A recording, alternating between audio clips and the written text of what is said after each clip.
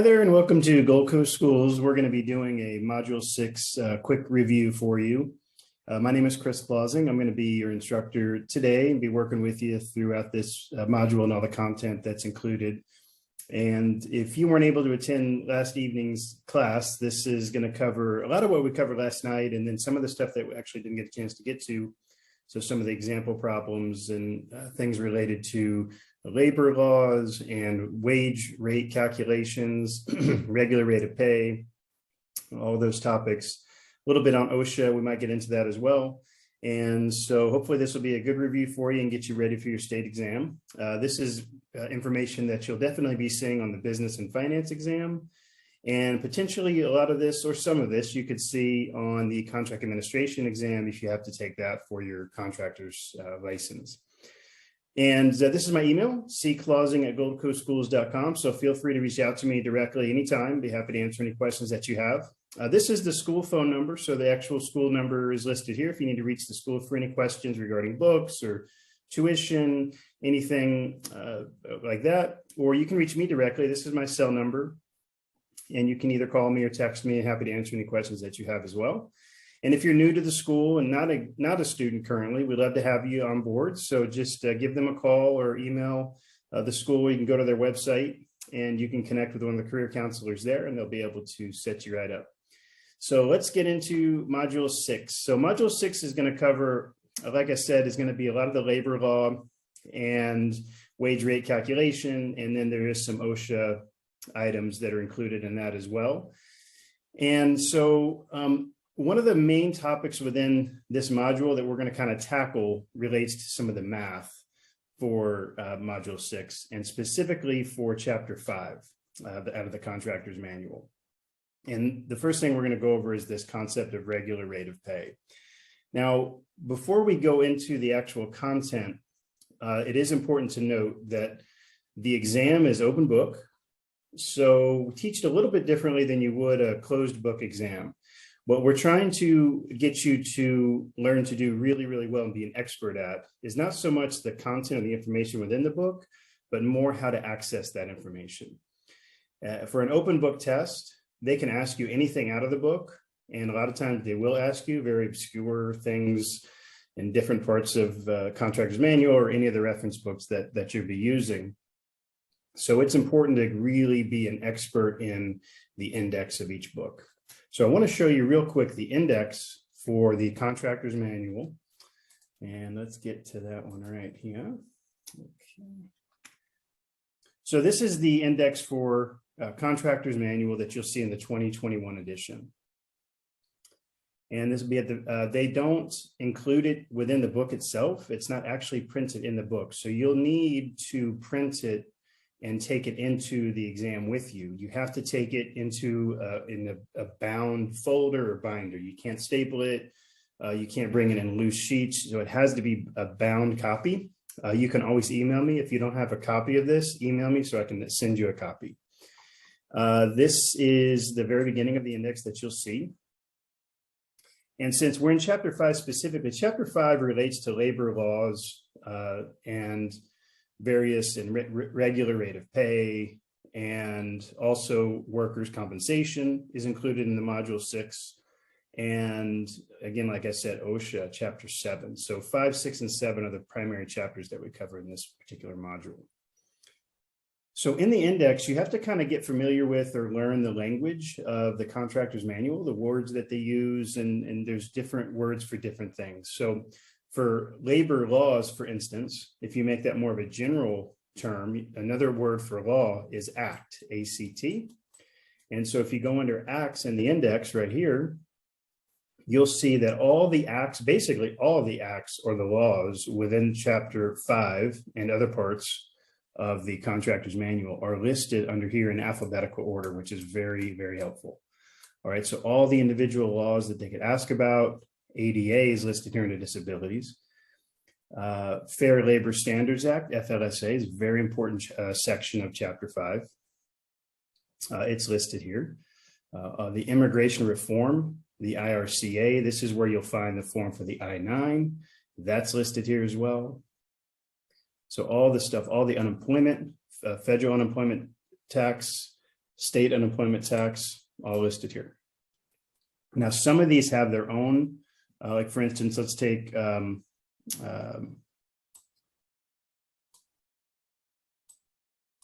let's take another word for acts, which is laws. So if you have to go to laws, you can go under L. Let's go to, well, here's one, Davis-Bacon, that was included in this list, but it has its own section. Davis-Bacon's here, but it has its own section here in the index. So everything related to Davis-Bacon would be here. But let's go to laws here just to cover all our bases here. So under laws, within the index, you have child labor. So there's a lot of questions that come out of the child labor law section, which is, there's a federal standard, the FLSA. It's included in the FLSA, Fair Labor Standards Act. And also there's a state provision for that. And they're listed here. The 5-30 is going to be a summary of the child labor laws. 5165, that's going to be the federal FLSA requirements for the child labor laws.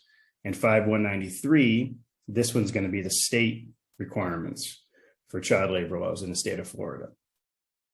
So you can see I have a lot of different options as it relates to looking up stuff out of Chapter 5. Now under laws also, you'll see workers' compensation here. Now workers' compensation has its own section in the index, and I want to show you that as well because that's very useful. So under workers' comp, if you go all the way to the end, you'll see that not every item, but most of the items in the summary section or within the statute itself, general keywords, general topics are listed here alphabetically.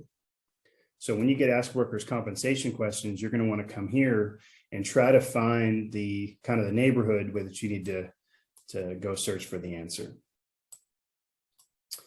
And then the topic that we were just discussing, or we're going to get into, which is this regular rate of pay. If we're not sure what that is, we need to go in the index and try to figure that out. Okay, so the keyword is going to be our regular rate of pay.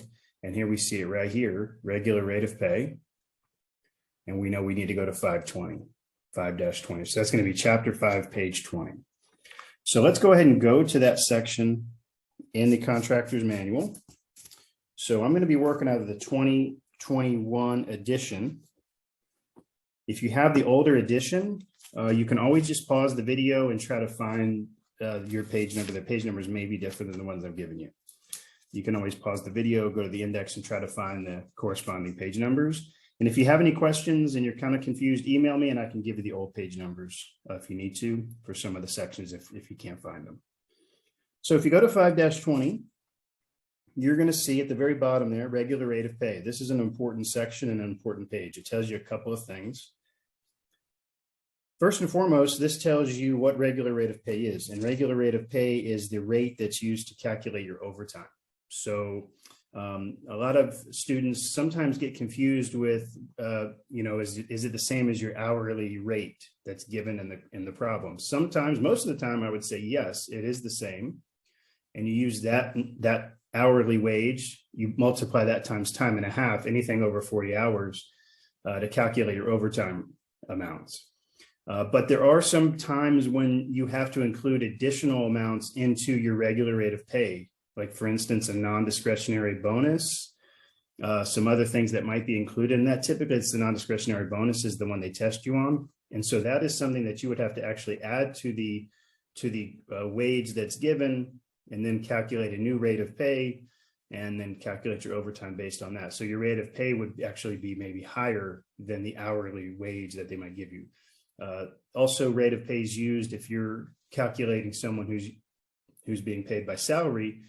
Even though they're being paid by salary, their hourly wage, that rate of pay, regular rate of pay, would need to be above the minimum wage amount in order for that to be legal. So we're going to do a lot of these different examples so when these things make a little more sense. But if we go to page 5-20, we're going to see the two things. One is the federal minimum wage amount is listed there in the second paragraph, $7.25. So that's an important number, $7.25. And let me just going back here to our document here. Also, if the bottom of that page is the footnote 1, the very bottom. So the existing hourly wage in the state of Florida for minimum wage is $10 per hour. That was effective September 30th, 2021. September 30th, 2022, it's going to increase $1, and it's going to increase $1 per hour every year until it gets to $15 per hour. On the state exam, they will most likely give you the minimum wage standard that they want you to use, either the federal or the state. So just whichever one they want you to use, you have to use that. For our examples, we're going to use the federal rate because that's the one that's been consistent and stayed consistent between these two versions. But they could have you use a state rate. Typically, they'll give you that rate. And the only reason that's going to be important is if the rate of pay is below the minimum wage, you have to raise it to the minimum wage in order for that to be legal. So what is the regular rate of pay? This is kind of the formula that I like to use. The promised amount of pay. So that is how much am I promised to make, either in a salary amount or an hourly amount. What is the amount that I'm promised to be paid over the total hours worked for the particular week? And like I said before, why do we care about the regular rate of pay? Well, it's used to calculate the gross wage for overtime. And it's not always the same, like I said, as the rate given in the question. So we'll have to look at that carefully, and we'll look at the examples for that. And like I said, you still need to make sure the regular rate of pay is above that minimum wage amount. Okay, so we're going to do a few examples. The employee worked 50 hours during the week. So let's calculate the employee's gross wage under this scenario.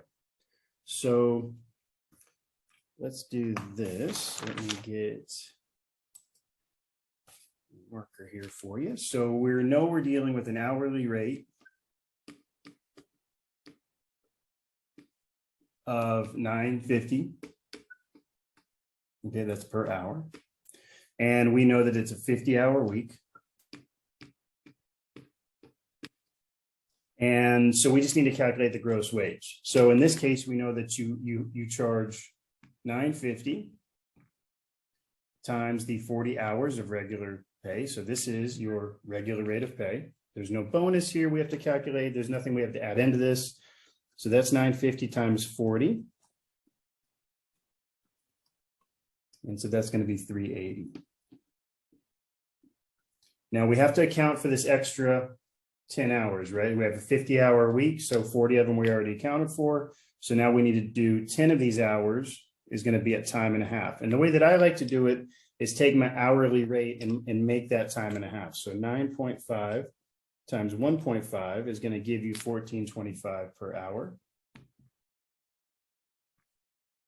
So $14.25 per hour times 10 hours, it gives you $142.50.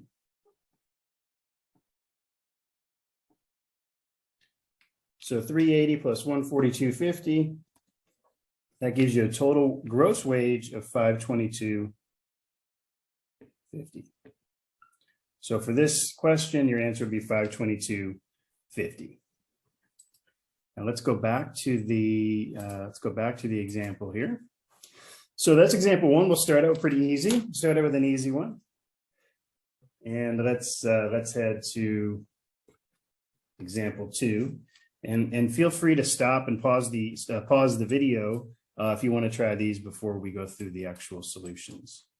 So let's do example 2. Now in this example, we have, let me zoom it out here a little bit.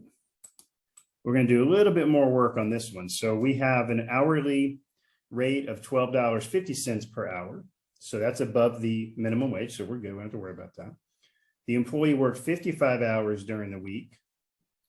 There's a non-discretionary bonus of $250 agreed to in an employment contract, which makes it non-discretionary. If it's agreed to beforehand, before the job even starts, that's called non-discretionary. If it's a bonus that is not known before the work begins or at the discretion of, let's say, the employer, then that would become a discretionary bonus, and that is handled a little different. That is not included in the rate of pay. That's just tacked on to the gross wage at the end of your rate of pay calculation. So we're going to do 2 examples of that as well. So under this scenario, we want to calculate the gross wage with this non-discretionary bonus, and then we're going to assume that it was a discretionary bonus. We want to calculate that gross wage as well. So let's do that. Let's do number one first. Let's calculate this gross wage. So the way that we're going to do this one is we have, so I'm going to go see it here. Okay. So we have $12. Let's use a different color for this one. So we've got a hourly rate.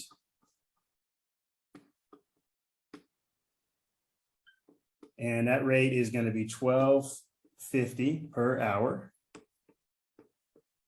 And we know that the employee, it tells us, worked 55 hours. And we have this non-discretionary bonus of, we said $250 here. Okay. So we know we need to add this to the to calculate our rate of pay. So we're trying to figure out, because we know we're going to have 55 hours, we have a bonus, we're going to have, I'm sorry, not a bonus, we're going to have an overtime situation here. So we got to figure out what our rate of pay amount is going to be so we can calculate our overtime rate. So if you go back to the formula, it says the rate of pay is calculated, the promise to pay over the hours worked. So the promise to pay on this, the way that we calculate that is you're going to take your $12.50, all right, multiply that times the 55. We're not accounting for overtime yet because we're trying to determine our regular rate of pay so we can get the right number to calculate overtime. So that's why we're taking $12.50 times 55. We don't know our rate of pay yet. We know it's going to be something different than $12.50 because we're adding this bonus in. So $12.50 times 55 gives you $687.50. So that's one amount, right? That was promised to pay.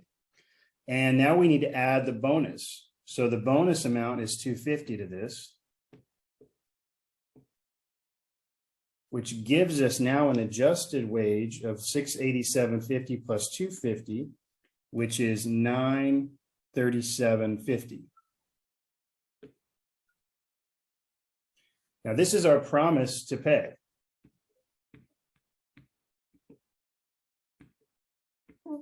So if we know this is our promise to pay, the formula, we know that it's the rate of pay is the promise to pay divided by the hours worked. We worked 55 hours. So this is where we're going to plug in our 55. Okay. Now, this, whatever this is, 937.50 divided by 55 gives us 17, we'll call it 0.05, or we'll round to the nearest cent there. So this is going to equal 17.05. This is our regular rate of pay. This is what we're going to use to calculate our gross wage and our overtime wage for this example. Now, we still need to, so we know that our gross wage is going to be $937. That this is the amount the promise to pay, $937.50. That's how we get to the $17.05. So now we need to calculate our gross wage. All right, based with using this rate of pay. So our first rate of pay that we just calculated was $17.05 times 40 hours. So $17.05 times 40, we get $682. And we're going to take, now we know we have 15 hours, right? 15 hours of time and a half. So we need to get some number, a time and a half number times 15, which is going to be 17.05 times 1.5. So that gives us a rate of $25.58. Now, $25.58 times 15. $25.58 times 15. That's going to give us, if I can use my calculator right here, $383.70.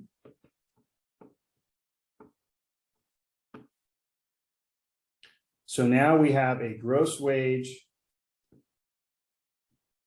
because of the bonus, we know our gross wage is going to be $383.70 plus $682.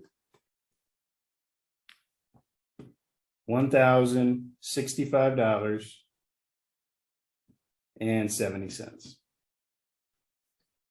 This is our answer to the first part, calculate our gross wage. All right, so this is higher than our promise to pay because we have to account for this overtime. So we used our regular rate, and then we went to this step. This is how we calculate the answer to the question, right? Using our regular rate. So that was the first one. Let's go back to the example. And we need the second thing that we want to do is we want to do this example basically assuming that it's a discretionary bonus. So what is that going to be a different answer? How does that look? And so we're going to treat that a little differently. Okay. So, matter of fact, we can start with basically from scratch here.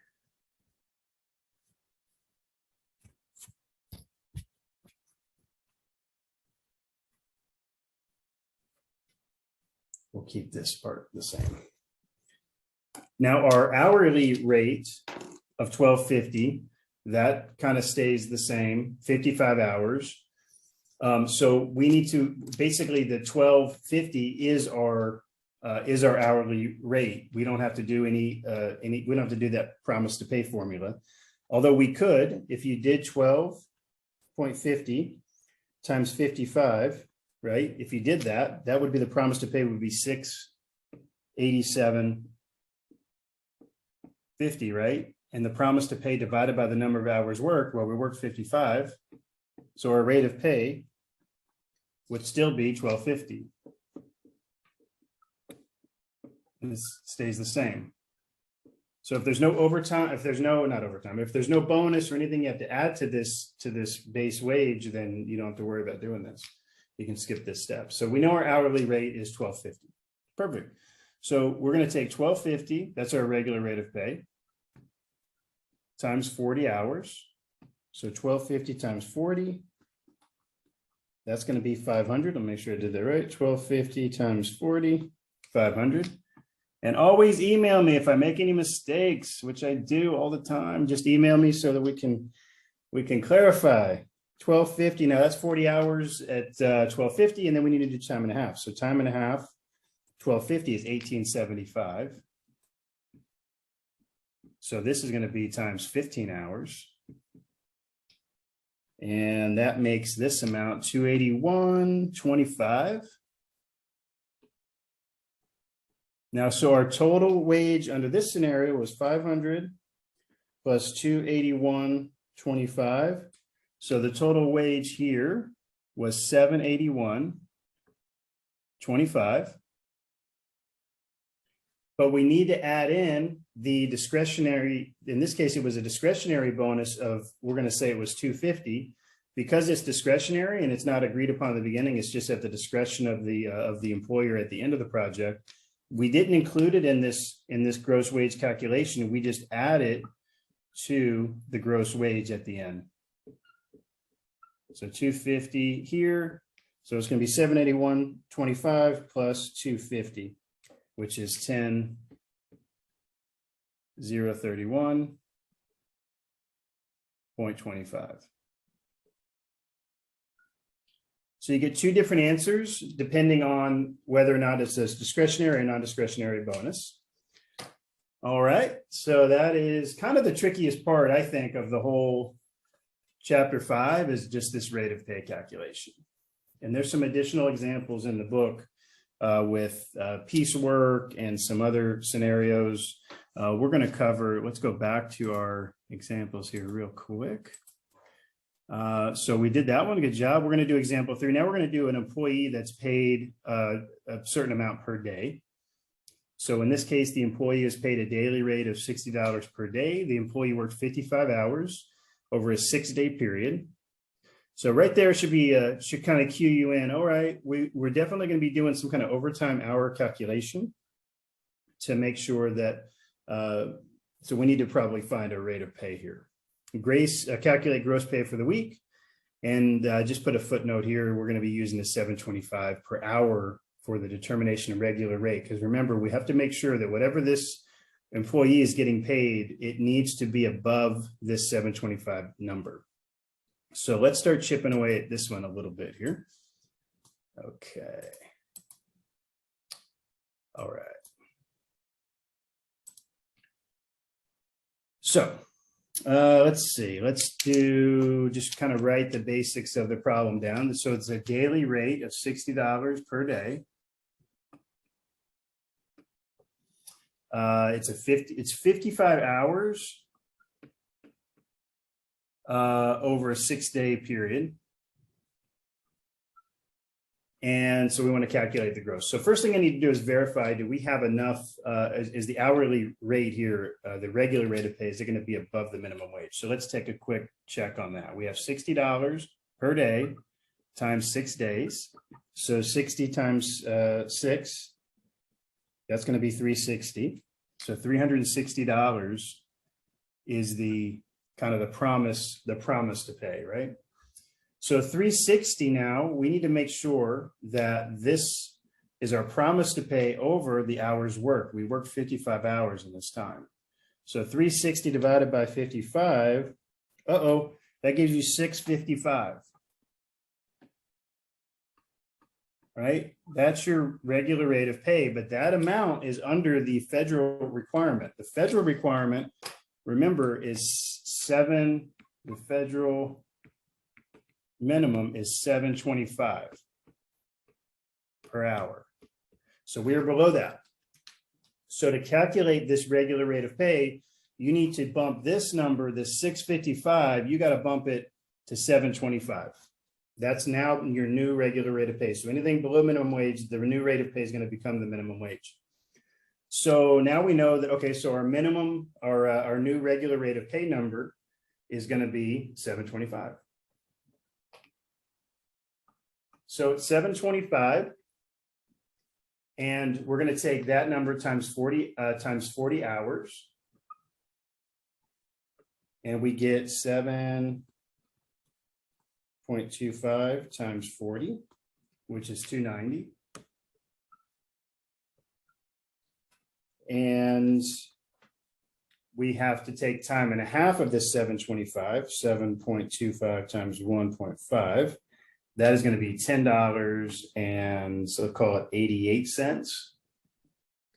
And we have 15 hours here times 15. So that's going to be 163.20. So our gross wage in this example is going to be 290 plus 163.20 is going to give you a gross wage of 453.20.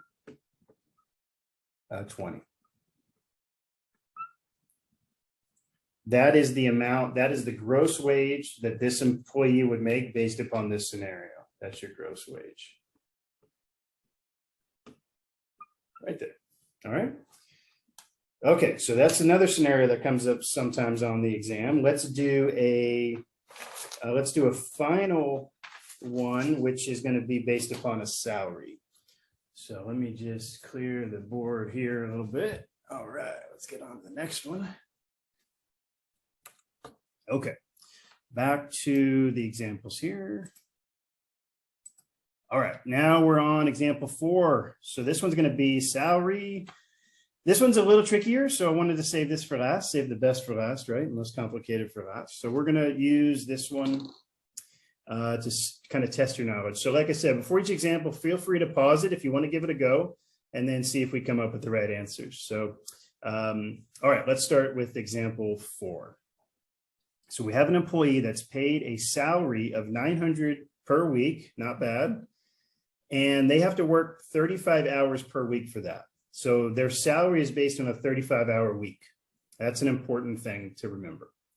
Now, this number of hours they work, kind of like most salaried employees, it does vary. So sometimes they may work a little less, sometimes they may work a little more. But you still need to comply with the overtime requirements even for salaried workers. So that is why this rate of pay, or the regular rate of pay, becomes important, especially for week 2, because we have 50 hours here. So I'm going to show you how to calculate this for week 1 gross wage and week 2 gross wage. That's what they're asking us to do. So let's go back to our board here. And let's write down the basics here. We have an employee, the basic salary is $900 per week. So we have $900 per week. That's based on 35 hours. So right there, this is what I'm going to use to base my regular rate of pay number on, is going to be this amount of my salary amount over the amount of hours I'm expected to work for that salary. So in this case, I'm going to take 900, which is my promise to pay, divided by 35. That's the hours that I'm supposed to work, right? And that's going to give me $25.71. So $25.71 per hour. Let me just double check my math. 900 divided by 35. This is going to be my regular rate of pay. Now, in week 1, I worked 30 hours. But since I'm on a salary and there's no overtime requirement, and I'm not really being paid on an hourly basis, my wage for week 1 is going to be $900. All right, because I'm on salary, the rate of pay is not relevant because I'm not working over 40 hours. So we are good. And so if I work 38 hours, for instance, 39 hours, for instance, I would still be out. My wage would still be 900 because there's no overtime that I have to consider. The only time this rate of pay issue comes up is when you're calculating your overtime wage. So for week 2, it gets a little more complicated. So week 2, we work 50 hours, but we already know our regular rate of pay number. We know that number is $25.71. This one right here. So we need to use this number, this $25.71. That's what we're going to multiply our 40 hours by. And then we're going to multiply 10 hours at time and a half. So let's start with our 40, 25.71 times 40. That's 1,028, 40. Hopefully I'm not running out of room on the screen. We're getting close. And then my time and a half is 25.71 times 1.5 because I'm adding in the time and a half. So this is a whopping 38.57. Multiply that times 10, 38.57 times 10. We end up with 385.70.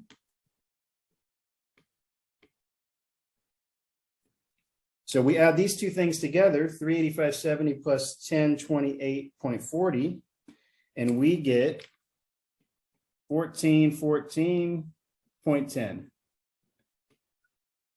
That is the gross wage for this employee under this scenario, all right, for week 2, 1414.10. So we've calculated week 1 gross was 900. Week 2 gross was 1414.10. All right.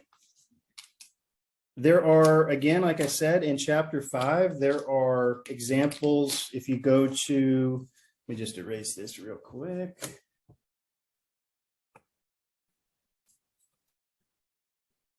Perfect.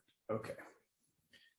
If you go to page 521 all the way through 525 in the contractor's manual, they talk about a lot of these examples. Some of them we did, some of them we didn't do. So you can look at that. 5-26 is the discussion on bonuses. 526 in the middle of the page, discretionary bonuses. A bonus need not be included in the regular rate of pay if it's discretionary. So that would include Christmas gifts, or like gifts amounts, Christmas bonuses, special occasion bonuses. All of those things would be included, that would be considered discretionary, and they would just be tacked on to the gross wage at the end.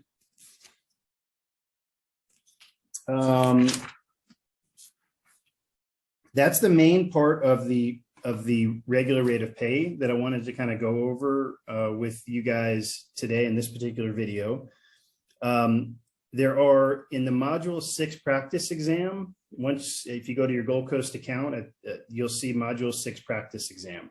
Within that practice exam, you'll get questions out of chapter 5, which will be labor all questions. You're also going to get questions out of chapter 6, which is the workers' comp section of the book. I will do a separate video on workers' comp and some calculations there, and also a separate video on the OSHA chapter, chapter 7, so that we can kind of separate those topics out. In the meantime, if you have any questions, please feel free to reach out to me. I'm going to put the contact information back up here on the screen so you have it. And you can always reach out to the school directly or give me a call or email me. Anything that you need, I'm happy to help. Thank you so much for joining me on this session, and hope to see you on another session soon. Have a great day.